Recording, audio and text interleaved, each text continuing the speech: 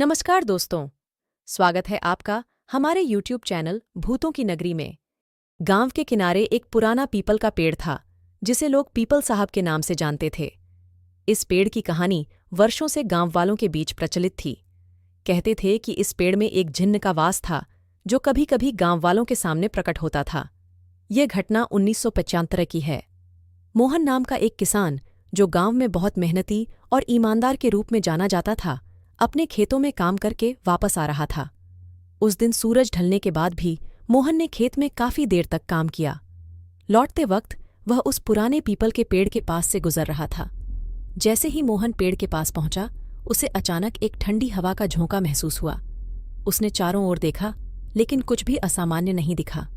उसने सोचा कि यह उसकी थकान का परिणाम हो सकता है और अपने घर की ओर बढ़ने लगा। लेकिन तभी उसे एक गहरी आवाज सुनाई दी, रुक जा मोहन। मोहन ने डरते हुए पीछे मुड़कर देखा। पीपल के पेड़ के पास एक विशाल छाया खड़ी थी।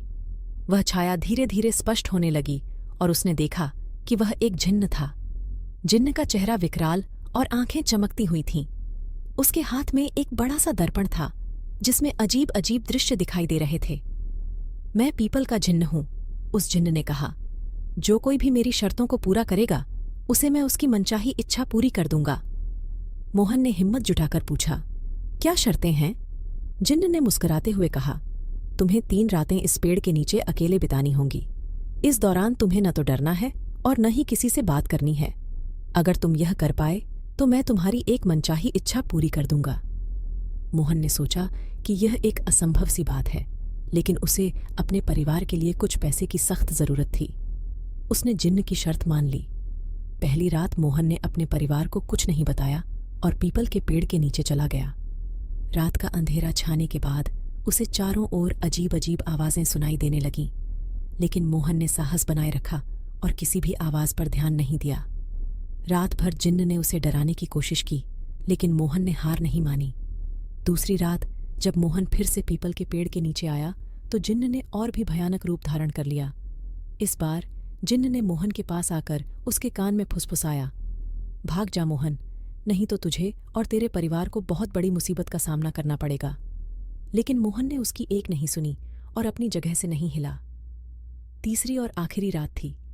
मोहन ने पहले ही 2 रातें साहस के साथ बिता दी थीं, लेकिन अब वह काफी थक चुका था। जिन्न ने इस बार और भी अधिक भयानक दृश्य प्रस्तुत किए। उसने मोहन के सामने उसकी माँ का चेहरा दिखाया, जो दर्द में चिल्ला रही थी। लेकिन मोहन ने अपनी आंखें बंद कर लीं और मन ही मन प्रार्थना करने लगा। सूरज उगने से कुछ समय पहले जिन्न ने हार मान ली। उसने मोहन से कहा, तुमने मेरी शर्त पूरी कर ली है, अब बताओ तुम्हारी क्या इच्छा है?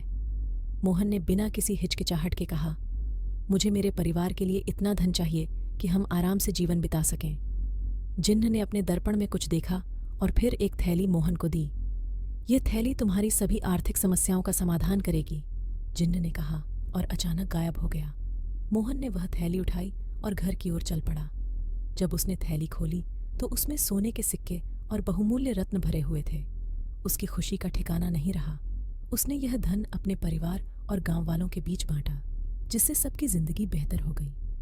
उस दिन के बाद से मोहन को गांव में एक बहादुर और ईमानदार व्यक्ति के रूप में याद किया जाता है और पीपल के पेड़ के जिन्न की कहानी हमेशा के लिए गांव की लोक कथाओं में दर्ज हो गई।